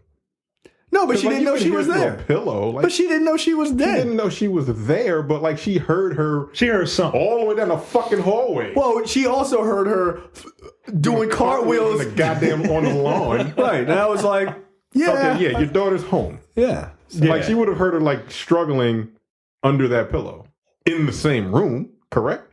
Yeah, look, Like, look. You're screaming if you're trying to breathe. Like, yeah, you're making a little bit of noise that a pillow just cannot muffle. Look, if I'm bigger, I wouldn't have done nothing. I'd have did like you said. I'd have pulled a Drax. I'd have just stood there, right? Not try to choke the bitch out. I'd have stood there. If Mrs. Dalton comes in, I wouldn't have said nothing, right? Slip right out the back. Yeah, like I'm just like, and I'd have pushed her. I'm like, ah. and look. If Mary is like bigger, I'd have been like, no, I was upstairs. That And I bitch took her wildin'. home, and Jan got her fucked up. Right. Oh, they gonna dime your ass. Oh, well, we got the drugs from bigger. Prove it. You ain't got no CCTV in the house. Yeah. You don't, I'm have a no, Luddite. you don't have no technology in the house. Nice try, Jan. Fuck out of here. Coal burning ass nigga. Like, get out of here. I did it right down there. Like, yeah, some boss. Sure is warm in here. All this coal getting pumped in. Oh, shit. I've been down here for the last 55 minutes or so. Man. Just came on down. Nah, they'd have caught me. I'd have been shoveling coal the whole time. Sweating. I'd have been singing Negro spirituals loud as well. Sure is downstairs. Where ain't no white women at. Yeah, that's what I'd have done. Fuck all that. You're not getting me. Oh, shit. And if I did murder this white woman, I definitely would have played this a lot differently. Yeah, yo. Guess what? That dead body would have just laid there. She did. Yeah, she was on Molly. She got drugs in the system. Yeah. Check her Where'd she get it blood. from? Check her blood. Yeah. What? Where'd you get it from? Who? Me? I don't know. Me? I don't know her. Sorry. No. But they went out. And? Hey, look, she was alive when hey, this is the truth. She was alive when I brought her back. That's right. That's true. I'm technically right, which is the best type of right. Nope. She died of a heat stroke. So yeah, he kills All her. this coal I've been shoveling. He suffocates her, and Good. Mrs. Dalton goes away, but he realizes, oh shit, I suffocated her, and then he's sick, so he goes in the bathroom and vomits because he's like, oh shit, I just murdered a white woman. This is the highest crime that any black person has ever been accused of. Yes, and that's the end of Act 2. Which is the end of Act 1 in the book. But the Act 3 starts. It's entitled Flight. Bigger quietly drags Mary's body to the furnace to dispose of it. I don't know why she, Daredevil, didn't hear it, but apparently her powers are they come and go as the story sees fit. So he takes her to the furnace because he's got to get rid of the body. Nigga, this is not the first thing I would like. This is your mentality. Is like, all right, yo, all right. It doesn't fit his fucking character. No, it doesn't. That's the thing that I was like, what the fuck kind of crazy ass shit is this? Who thinks to throw a body in a furnace? Right. What the fuck? Nigga, I would just go to sleep. I would just be like, this bitch was what? She died? What? That's crazy. Like, get out of here. Especially because that's what he does. But it's like she's missing. What? I mean, like, yeah, that's even worse, yo. Like, right? Like, how is that a better thing to throw a body? Like, it just goes to show you that you thought you were guilty, right? Because he did it by mistake. It wasn't a purposeful kill. If you're gonna live with the lie, I'd be like, yo, I don't know what the fuck happened. Right. This guy's a Luddite. He don't even have cameras. No, don't do it. When I got home. When we got home, she was alive. Like, you did hear her. She was wilding. Yeah, I think she was on drugs. So who'd she get the Molly from? Somebody at that party. Jan. I don't know. Oh. No, but don't even say Jan, because Jan's just going to dime you out. I would just be like, I don't know. Somebody at the party gave her drugs. Yeah. I know Jan was like, he was totally against it. Like, see, you cover for him. You cover for him. So and then he'd be like, see? Jan ain't do nothing wrong, right? Me and you together, dog. Live the lie, my nigga. Live the lie. And look, Jan, he a communist. He just drinking vodka all the time. He'd be like, yeah, you right. So he is Doesn't believe in laws. he is in this basement with the furnace, and he is putting this long, lanky ass girl in this furnace, and the whole body doesn't fit. So you see the furnace sitting there. You see her sitting there, and her head is the only thing that won't go in that furnace. That's fucked up. So he takes a shovel and he has to decapitate that head to get the whole body. Yeah, they don't show that in the movie, but that is exactly what happens in the book. Yeah. Blink.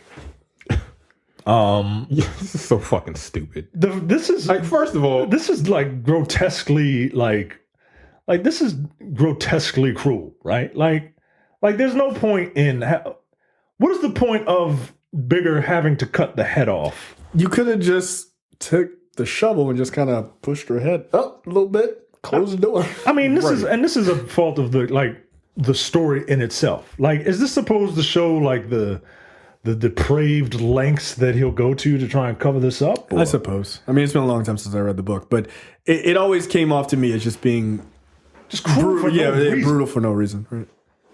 I don't mind brutality, man, but Jesus Christ, yo, like, all right. right, and being that this is a coal burning a furnace, like, this heats the house, correct? Yeah. Is that smell not going to waft through the house? Right, and they make a point of him being like, "Oh, Right. it smells." So I'm like, no one else is going to smell this shit in the house? Yeah, because like burning hair smells pretty awful. Yeah, burning. I would assume burning flesh has a really unique smell. yeah. Barbecue? I don't know. Human flesh? And It's not different from pigs. It's not like, okay. Little pulled Like, pork? who the fuck cooked pork?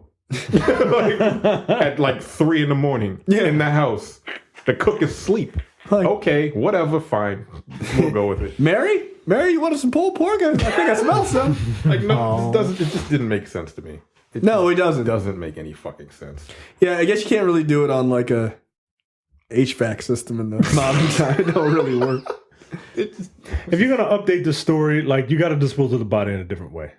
Or you throw her into like a burn barrel, like in Making a Murderer. Yeah, like You got to do something else. You can't just have her in a 1930s in the furnace of her own house. Yeah, it doesn't make sense. Yeah, this movie being set in 2019 is the biggest disservice that this story could ever have gotten. It doesn't make sense. Bigger couldn't sleep, so he went back home, and he's awoken by his brother Buddy. His mom comes in and tells him how proud she is of him taking this job. And we see Bigger monologuing about how he has to find a way to be something other than what he is now.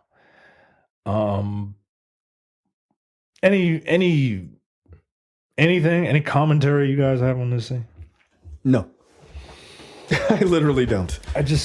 Bigger reports to work as if nothing is wrong.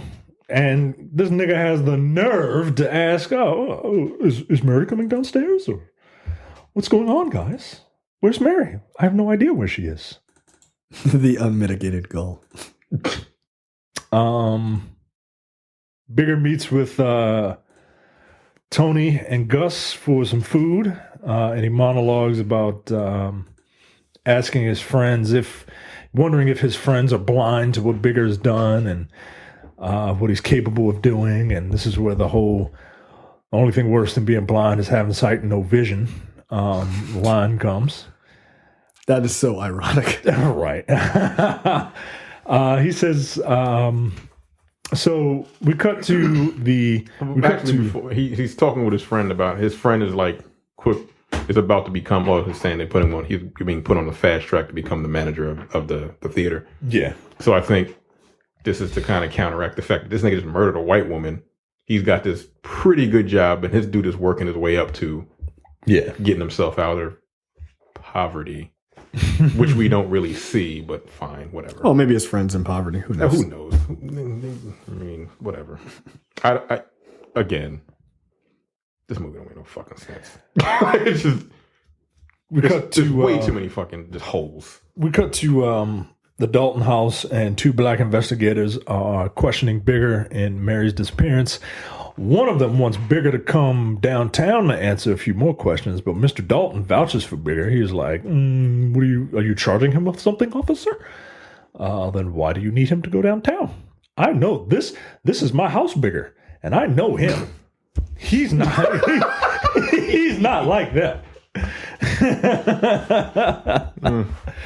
So crusty ass Bigger throws suspicion towards Jan because he knows that the father doesn't like Jan. And he was just like, I don't know what happened. Last I knew, her and Jan, you know Jan, right, Mr. Dalton? Jan, the guy that you don't like, the fucking dirty commie, that guy. Last I heard, she was hanging out with Jan. He kept talking about murdering white women. Did you know they were engaged?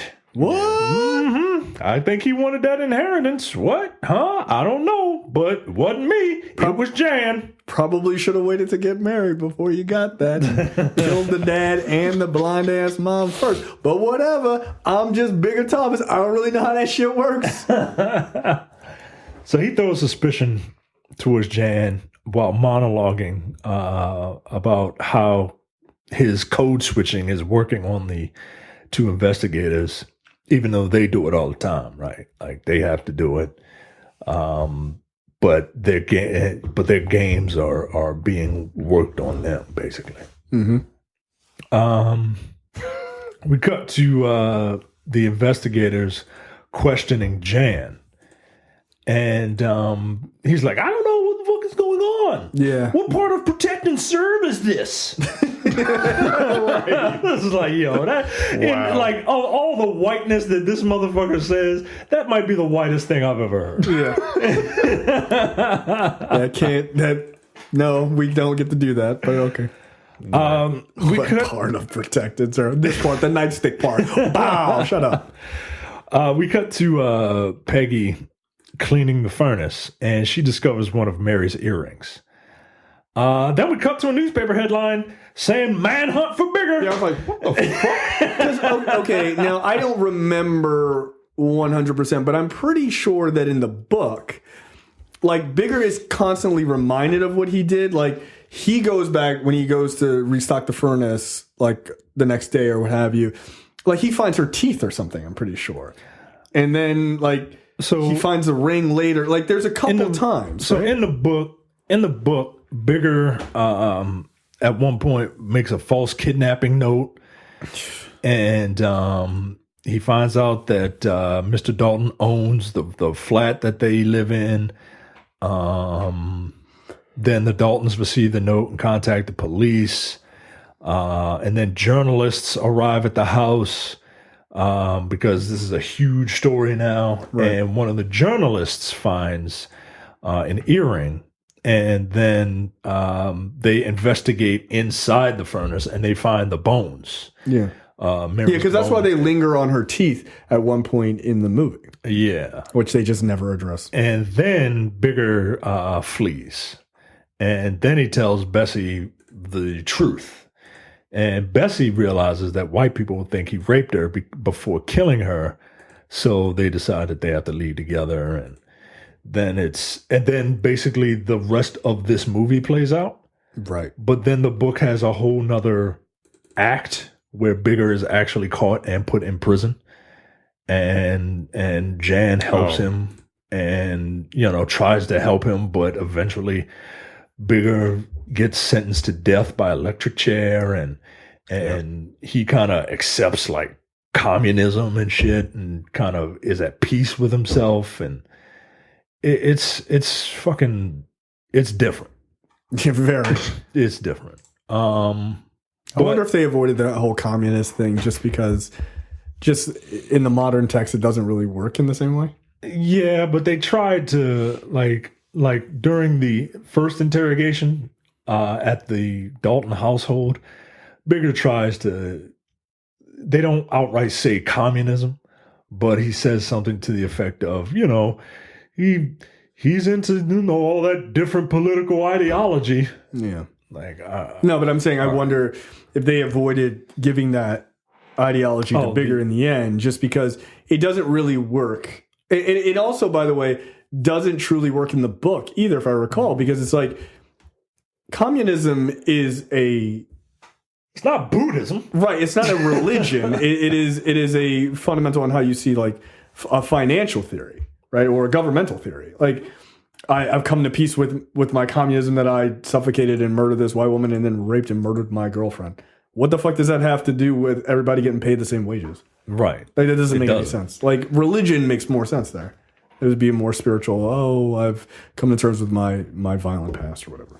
So the Manhunter's on for Bigger, and Bigger, Which is not that big of a deal because he drew a fucking target on his back and he wrote Manhunt on his jacket. In case you just weren't smart enough to get it. This is where it's starting to piss me off because this is where I think the filmmakers are trying to make him a martyr. Yeah, I don't care for that. And I don't care for it either. Bigger goes to the theater to hide out. His friend Tony, who works there, is like, "Hey, let me offer you some popcorn. Sit your ass right I'll here. be right back. Don't go nowhere. I'll be right back." And then he runs off to go get some popcorn. And Bigger's fucking nigger sense is tingling. He's like, "Nope, Right. time to get the fuck out of here." No, just stay right here for a second. That Tony's on straight and narrow, so he don't want no part of this. So I got to get the fuck out of here. Bigger meets up with Jan in a secluded area. Jan, stupid white guy, is like, he says that he knows Bigger is innocent, and Bigger tells Jan that Bigger tells Jan that he didn't rape her, even though that's the narrative, right? Because her body was burned and all that. And Jan says that, "I know a good lawyer for you, Bigger." And Bigger's like, "It's too late for all that shit." And then he pulls out a gun and points it at Jan. And Jan's like, "Yo, I'm trying to give you a lawyer. Yo, I'm trying to help you out." And Bigger's just like, "Nah." And then leaves. Like I didn't. The scene makes no sense. It doesn't, yo. It really doesn't make sense. Ain't no time for all that. And why are you pulling a gun on me? I didn't do anything. Right. I ain't murdered a bitch. You did. God damn it. So Bigger is hiding out in the back of Bessie's hair salon. And Bessie tells Bigger to turn himself in. Bigger is like, nah, but let's run away and get married. No. And Bessie asks Bigger if he killed Mary. And Bigger says, "No, but if they catch me, they're going to pin it on me anyway. So let's go get married and roll out." No. Yo, I started getting really mad at this. I'm like, yo, you trying to just ruin this poor black woman's whole life. Right. And she get arrested too for aiding and abetting. That's her life. It's over. Right. And Bessie's like, "Yo, I ain't never do nothing to nobody. All I do is go to work and go home. Go to work, go to school, go home. Yo, I ain't trying to be with all this." And this asshole, this fucking prick is like, "But you love me though, right? Like, I need you, girl." And I'm just like, yo. Please don't go with this nigga. Yeah, if we have a daughter, that's exactly what I thought. I was like, please don't. I swear to God, making me very angry. Yeah. But he convinces her. I'd like to think my daughter would just be like, "No, stay right there," and then she'd just kick him right in the dick, and then call the police. Like, no, don't ruin your life for nobody. Fuck all that. Bigger convinces her to run away with him, even though she doesn't want to go. Bigger takes Bessie to an abandoned building to lay low. Yeah, this is a good start to your fucking romance. Hey, why don't we go sleep in a fucking hobo outlet? No. It's cold, ain't got no windows. Fuck out of here. In Chicago. Bessie asks Bigger, "If you ain't do nothing, then what the fuck are we doing here?" Yeah, why we running, nigga? And he's just like, "Don't worry about it. I got to handle it." And Bessie's like, "I can't do this shit no more. I'm leaving." He's like, "But before I leave, did you kill her?" And No. Hold on. You're skipping past the part. Like, she's asleep on his lap. And then they wake up and like he starts like kissing her and she's like, no, I don't want to. This is where hobos shit and eat. So I'm not really getting the juices flowing. And he was like, nah, but we gonna do this. And she was like, "No, nigga." And he was like, "Yes, it's Bigger. Stop calling me that." And it was clear that he was gonna rape her, which is in the book is what happens. Yeah, he rapes her and kills her. And then he fucking grabbed her and fucking tried, like you said, why don't people just grab for the throat and squeeze? Bigger was like, Micah's right. But she snaps him out of it Thankfully, because Jesus Christ, I was ready to blow a fucking gasket if I saw this nigga killed this woman. Yeah. I fucking threw my controller at my TV. Like, yo. Don't need it. He apologizes eventually, and Bessie is like, deuces, and she runs. Yeah. I feel like after trying to rape choke a woman to death, my bad don't really work. Yeah. Right. Like, oh, but he's sorry. Okay. Yeah, she was smart enough to grab the gun. Yeah. When she pulled away from him. And then she just launched it, threw that bitch out the window like, Yeah, it's like, why you do that? Why you do that? Like, she gonna kill me too? And he was like, oh shit. Right. He was like, hold on, let me put my glasses back on.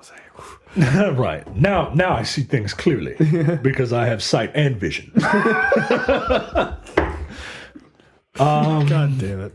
So That's my problem, Bessie. I'm always angry. right. And that's kind of what they do at the end of the movie, right? Like, does he have his glasses on at the last shot? Does he? Let me check. So No, he doesn't. okay. So you hear sirens in the background after Bessie's gone. Bigger runs to a window and he sees that the police are there and he sees that Bessie is there and she's just like, I'm out. And so Bigger runs to the top of this abandoned building and the cops are like, put your hands up, put your hands up, put your hands up. And Bigger doesn't comply. He turns around and faces He has his hands in his pocket. Yeah. He turns around and faces them and he starts slowly pulling his hands out of his pocket in order to get the cops to shoot him. And the movie is kind of playing this off, in my opinion, as, this is him being some sort of martyr. Right. And Which sends the absolute wrong message. absolutely. And the cops are there and they pull his arms out and they're like, oh no, he didn't have a gun. Meanwhile, he's monologuing and fuck you, yo. This movie did not, like, this character and this movie doesn't warrant that ending. Like, it just, this movie took an already iffy story and made it worse. Yeah. And I cannot abide by that. I don't recommend this. I would recommend the book before this. This is not cool, man. I hate that character. I always have. Yeah. I didn't. I don't know. So fade to white, and then that's it. Talking It's the end of the movie. Yeah, I'm not feeling it. Yeah, I'm leaving it at 2.5. Terrence? Yeah, again, it was fine. It was like, it didn't do anything egregious as far as like directing or acting. It was fine. Yeah, it was competently made. Yeah, but I'm like, I just didn't get it. And apparently I was, I don't know, it's still a 2. There you go. Yeah, I think they did Richard Wright's book more harm than good. I truly do. Like, it just wasn't good. Like, it missed the mark. It did. It was way the fuck off, considering. Yeah. Again, you can't mix 1930 sensibility with 2019. It just doesn't work. Yeah, It doesn't work. Like, not especially the way they did here. No, I agree. All right, that's it for episode 151, Native Son, and we will be back with a preview episode next week. see you. Take it easy. Bye. You're watching the Black on Black Cinema YouTube channel. Make sure you check out our full reviews of black movies, past and present. And every other week, we do a preview episode where we talk about a random topic that affects the black community.